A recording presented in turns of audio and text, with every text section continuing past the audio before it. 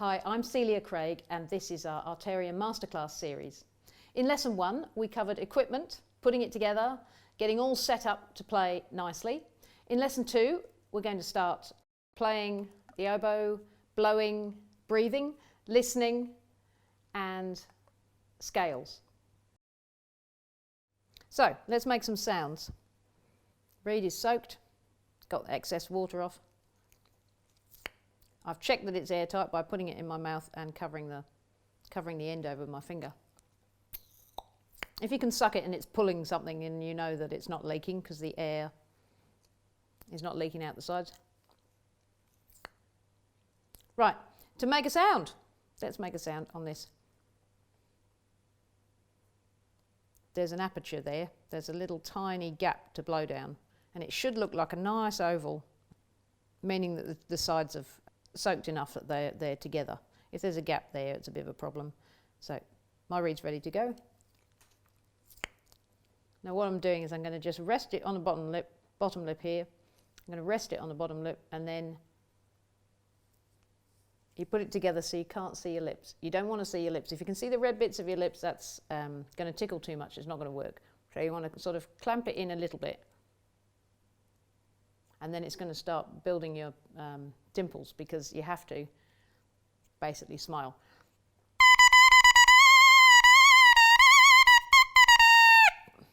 That's good squeaky sounds. And this is called a crow. I've put the whole reed in. It's not a playing style, but it just tests the reed.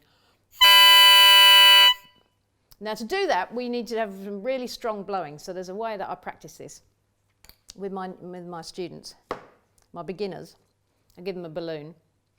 And in order to blow up the balloon, you have to use your diaphragm. So it does it automatically. If you start blowing and you don't use your diaphragm, you can't get very far with it. But if you're pushing really hard and blowing up the balloon, if you either do this yourself or you give it to your student for, for a week, they will really develop their blowing muscles around here. And also they learn, everybody learns, it's obvious, you can see your air. You have to take a huge breath in first. Here we go.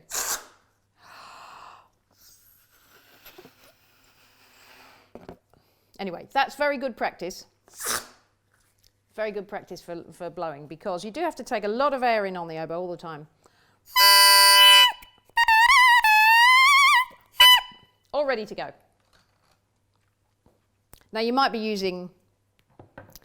be playing on a more simplified oboe like this junior, but I'll just use mine for now. I'm going to put the reed all the way in. It's got to go right down to the bottom of the socket so it doesn't go any further. If you don't do that, it's going to be flat and then you play out of tune. It's designed so that when it hits the bottom of the socket, it's at the right pitch. And also, sometimes if the reed doesn't go in properly, you need a bit of extra cork grease on it, so it slides all the way in. And now we're going to play some notes.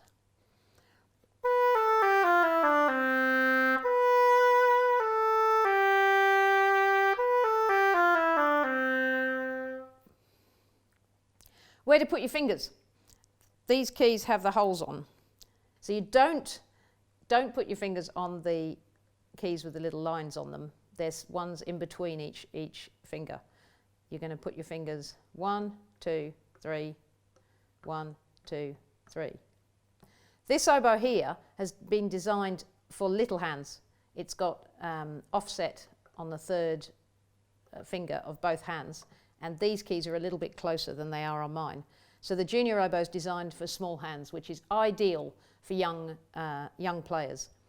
Absolutely ideal. Less weight and less stretch as well. For adults can still play these instruments, but they might find them a little bit close together.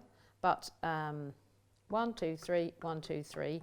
The way it translates to a fully professional oboe is the same thing. 1, 2, 3, 1, 2, 3. This is where recorder classes used to be so useful. When people were familiar with the recorder, then the oboe is just an extension of that. But it's quite logical. So you have to start from the first finger, second, third, 1, 2, 3.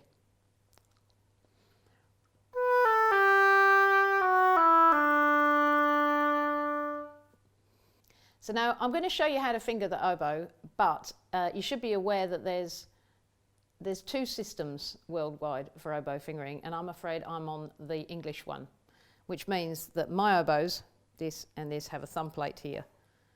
Now this is just one fingering difference between my oboe and what you might have in Australia. Most Australian oboists have a conservatoire system.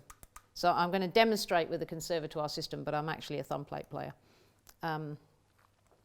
Let's give you a whole fingering scale of C major, and then you'll be able to see how you put the notes down. The C, these three keys at the bottom here, that's C, C sharp, E flat.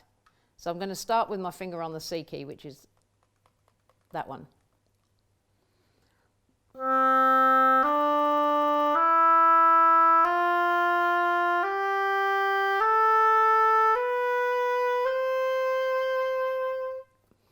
That's one octave of C major with the conservatoire fingering C to finish. Can I just show that this is really, really important, that when I'm doing that, I'm trying not to have my fingers flat on the keys. That's the thing that we notice when we've got people who've played other instruments first, for example, clarinet, is that if the fingers are curled round, nicely curled round, and you're playing on the tips of the fingers, then you look like an oboist. And later on, it's really important to be able to play with the tips of your fingers. So try and keep this nice, rounded hand, not flat so that the knuckles look like they're strained at all. That is a really important hand shape. This one, you're going to be using your thumb to look after the oboe, but to hold up the instrument. So this balloon technique that we were talking about earlier on, where you're blowing up a balloon for practice, will really, really help you, remind you to use the diaphragm, because you can't just blow the oboe. You have to have that feeling, like as if you're about to cough. That beginning feeling of coughing, that's the kind of blowing that you have to do. So to play it, you're going.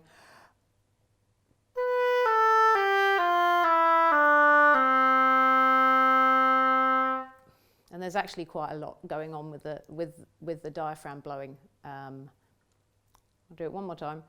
If this is me not using my diaphragm. And there's no support to the sound. It's not steady. You want a steady breathing support from.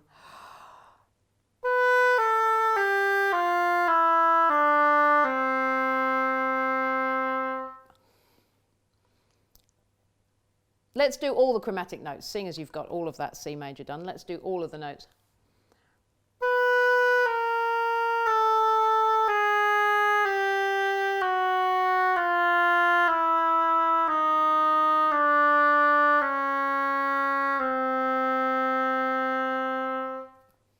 And now you can play a whole chromatic scale.